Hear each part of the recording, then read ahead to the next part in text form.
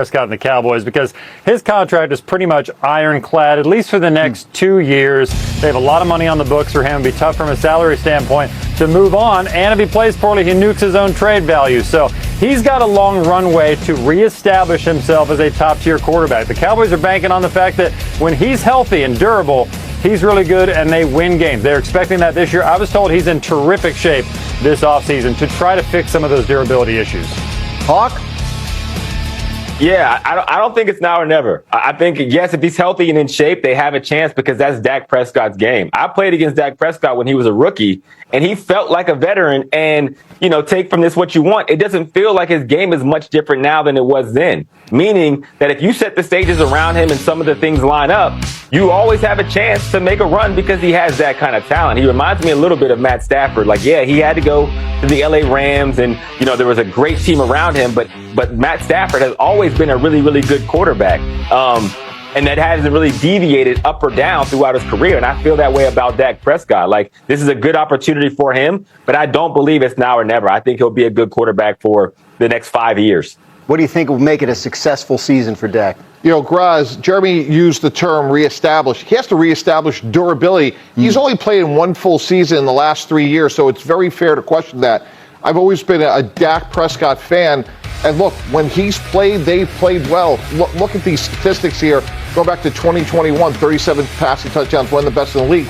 But the last couple of years, when you're the starting quarterback and you're making $60 million a year and taking up so many of your resources, you can't afford to miss 25 regular season games. So if he's healthy, they will be good. The other X-Factor guys, Miles Sanders, Javonte Williams, Brian Schottenheimer, somebody I worked with for a long time in New York, likes to run the ball, play action. They have to get productivity of those two running backs for this offense to get to where they want to go. Yeah, look, he does have to stay healthy, obviously. But even if he does, Hawk, this is a team that has not had postseason success since Dak has been there. What do they need to accomplish this year to make us talk differently about them?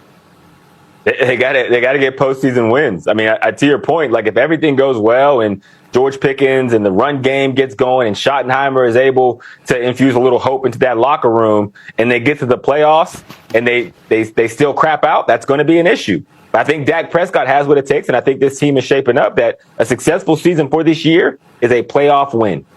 We'll see how it goes there in Dallas. You know, we'll be following it closely and talking about it plenty here on Get Up. Coming standoffs with Jeremy Fowler giving us the latest. Let's start off with T.J. Watt and the Steelers. What's going on there, Jeremy? Let's do it, Dan. T.J. Watt and the Steelers do hope to get a deal done at some point this summer. The Steelers are dedicated to it.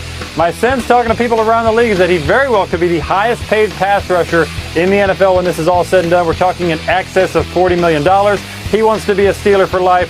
The Steelers want that too. He did miss minicamp, so holding out of early training camp is a threat at least, but expect this to pick back up mid to late July where they start to talk some raw numbers and figure something out.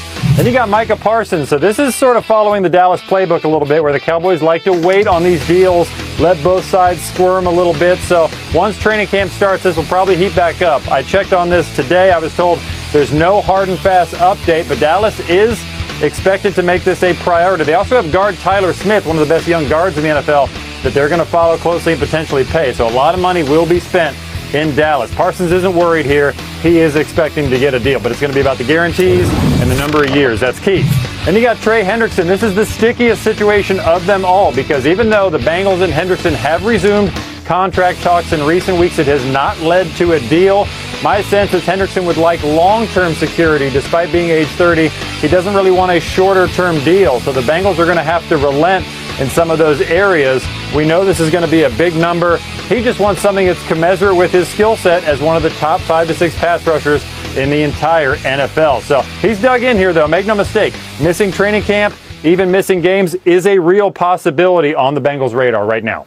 Yeah, really important situation, Mike T, because, the Bengals managed to win 9 games last year in spite of a lousy defense because of how good Joe Burrow and the offense were. So when you look at it, is the defense withstanding? We talk about Mahomes standing in the way of all these quarterbacks. Is the Bengals defense the biggest obstacle for Burrow right now?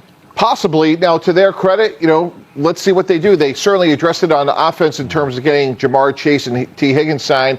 They went out, they got a new defensive coordinator in Al Golden, who's well respected around the league. So now it's all about getting Trey Hendrickson signed, and Shamar Stewart inexplicably as a first-round pick hasn't signed his contract. If those defensive ends are in, Dan, it's the old Bill Walsh fourth quarter pass rusher. They're going to score a ton of points, but if those guys are there, they should win more than 9 games because they should be able to close out games. If this continues to drag out, are the Bengals doing Burrow a disservice by not getting these guys locked up? I don't think so, man. I think everyone's had a hand in it. When you look at Joe Burrow, he's the top 5 quarterback. There's going to be holes in your team whenever you're getting paid the way that he's getting paid. And more importantly, he made it very clear he wanted his guys. He wanted Higgins and he wanted Chase. Get the deals done. I don't care. So when that happens, now some of this is on your shoulders as well to make whatever the circumstances are work. Jeremy, what are you hearing from inside that building about Burrow and the way he's approaching all this?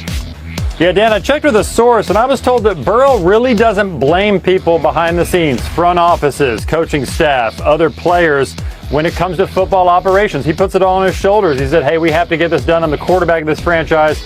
Let's do it. But he does acknowledge that this is a distraction, that getting Hendrickson done is important. Now, Burrow has stumped publicly for Trey getting paid.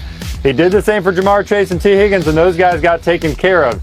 So still the hope for the Bengals blueprint is that Hendrickson is that third star that they pay. They are dedicated to it, but they have their limits right now, and that's the issue. Hawk, what does success look like for the Bengals this year? They got to go to the playoffs. They got to go to the playoffs and make a run. I don't even think for Joe Burrow, going to the playoffs is enough. He is a quarterback that we've seen in the Super Bowl, and he has that kind of ability. But as long as they get in the dance, we know he has what it takes to make a run. Dan, we said it earlier, but it bears repeating. There should be a tremendous sense of urgency here. T.J. Watt wants a new deal. Micah Parsons wants a new deal. The market is only going to go up. Typically, this is when things are slow towards the end of June, early July. But if I'm the Bengals, go get in a room with Trey Hendrickson and get something reasonable worked out. Maybe it's something that both sides don't love, but they can live with. If we're sitting here in 2 months and this deal isn't done, given what we think Watt, and especially Micah Parsons, are going to get, this market is only going to continue to increase. Yeah, watching Watt especially closely because one of they're the same age. They're both 30 years old, Watt and Hendrickson. So if there's a comp. Fletcher Rosario, what's a good season for Jaydon Blue? Honestly, I think we should temper our expectations. He's a 5th-round pick who was never the lead back at Texas. He's I think the peak outcome scenario, the best case possible is what Tyrone Tracy did last year for the Giants. And that's a decent comp. He was not the biggest player. He was a rotational piece at Purdue and was awesome for the Giants. That, I think, is the ideal outcome. I think the medium outcome is he gets around 100 touches and puts up maybe 600, 700 all-purpose yards, not including returns. I think that's a good outcome. I just think as a 5th-round pick, as explosive as he is, as a rotational piece as he is, we should probably be realistic, not expect Bucky Irving first year stuff. Who will have the most rushing yards for the Cowboys? JW for Javonte Williams, JB for Jaydon Blue, MS for Miles Sanders, O for other. Let me know in the comments of today's show.